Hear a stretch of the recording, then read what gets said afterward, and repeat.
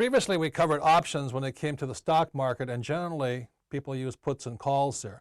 But options are also used in real estate quite extensively. And from my point of view, one of the most famous ways people use options is a down payment. So let's say I'm going to buy a house for, let's say, $100,000, and I go and I put $10,000 down. Some people call this a down payment, but what this $10,000 means to, and then the bank gives me $90,000. Going to use the banker's money to get rich. The reason I look at this as an option more than anything else is because if the price goes to $120,000, I now have the option to sell it for a higher price. The risk is if it goes down, then I can't get in trouble. That's true with any kind of option. So that's one of the ways that options are used in real estate. And again, for me, from my perspective on it, a real estate down payment is an option to either buy this property later on or refinance it, and the beauty of real estate is this: if the price of this property goes up, the bank still only gets $90,000. Let's say it goes to $150,000, you get the $50,000, but the bank still gets the $90,000. That's why I absolutely love real estate, and I love the idea of options in it. Another way an option can be used is you can go up to a seller, or somebody has a house, and say, look, in 3 years, I want to buy your house for $10,000 or something like, $10,000 more than you owe right now, and here's my paper, but just give me the first right to buy it. And you generally have to give them something like $1,000 for that right for that option. That's another way it's used.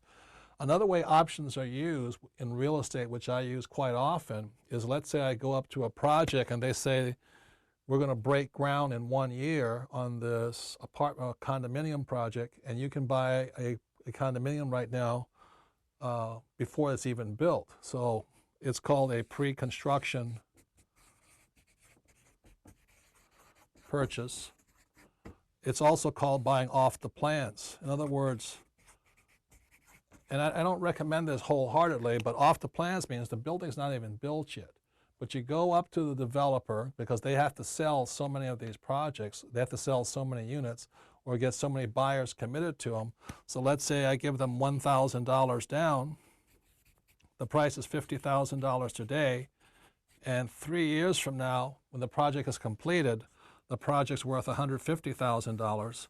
At that point, I don't have to buy the project. I don't have to finance this $150,000.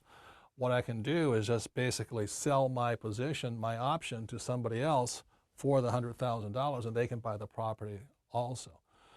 So I do all these types of options in real estate, and even right now I'm buying 6 units off the plans. The buildings aren't even built yet, but I'm putting an option down, and in 3 years, hopefully, and this is called speculation, not investing, because I'm speculating the price will go up.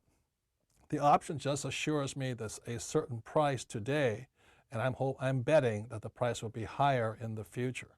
So these are the types of ways options are used in real estate also. Thank you.